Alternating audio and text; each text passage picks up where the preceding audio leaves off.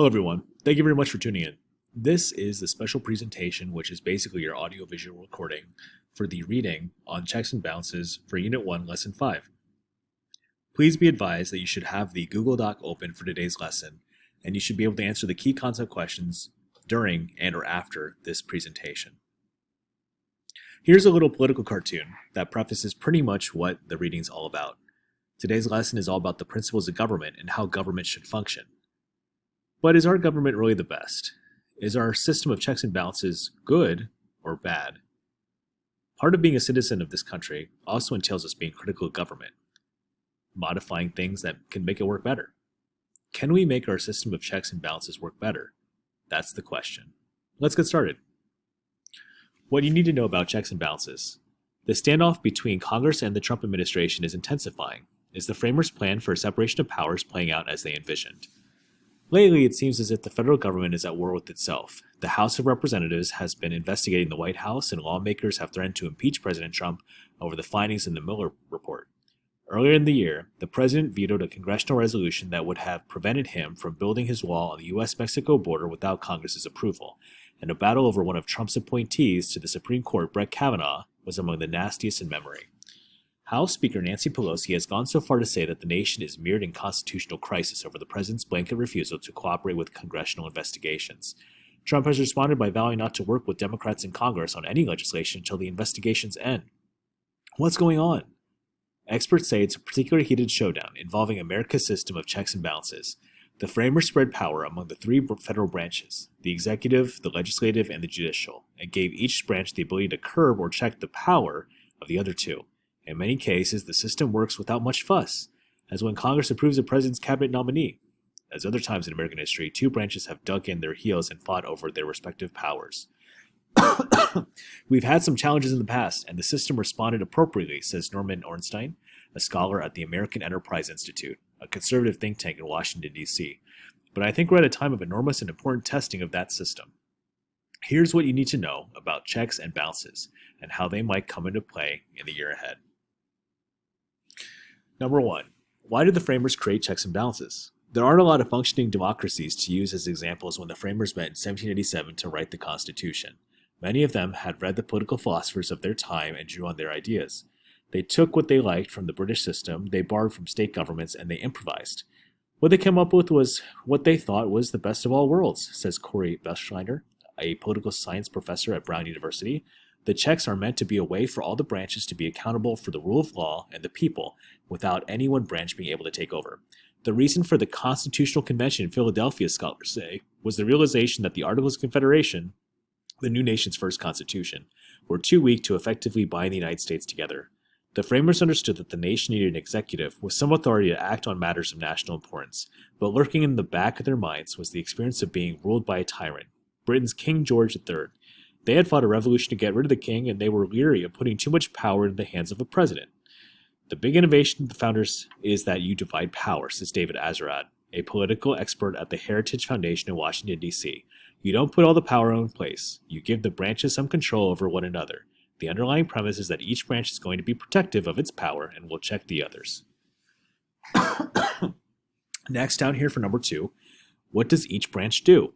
In a nutshell, the legislative branch makes the laws, the executive branch enforces the laws, and the judicial branch evaluates the laws.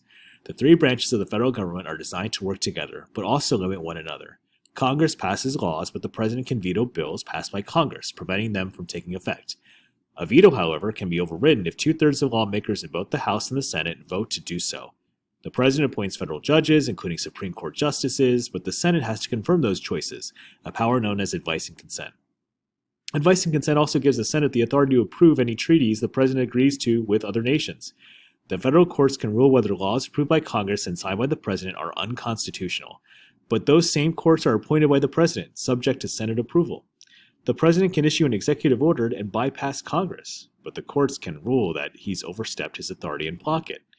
Congress also provides oversight of the federal government, everything from the military and the Internal Revenue Service, or the IRS, to the operation of the White House itself. In fact, Ronald Weich, Dean of University of Baltimore School of Law, says oversight is a core constitutional function, a cornerstone of the structural checks and balances on which our federal government was built. How has checks and balances as a system evolved? It's changed a lot. Experts say that it has to do with the rise of political parties and with the expanding role of the federal government and the powers of the presidency in particular.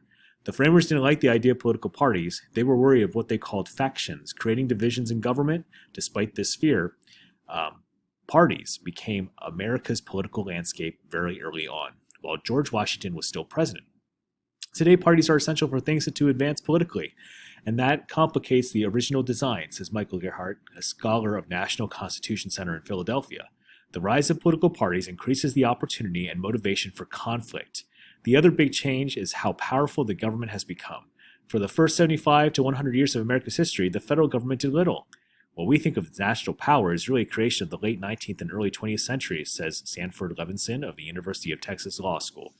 As the federal government took on a larger role in providing protections and services for citizens, everything from keeping food safe to old age pensions, the presidency inevitably became more powerful in order to carry out those added functions. In effect, scholars say Congress has delegated many of its responsibilities to the executive branch over the years, and that has tipped the balance of power among the branches in favor of the executive. So what happens if there's conflict? The first thing to understand is that conflicts between branches like those between President Trump and Congress are nothing new. Lawmakers and presidents have found ways to resolve these disputes in the past, says former Senator Carl Levin, a Democrat from Michigan. That's not to say Congress and the White House haven't battled over congressional inquiries.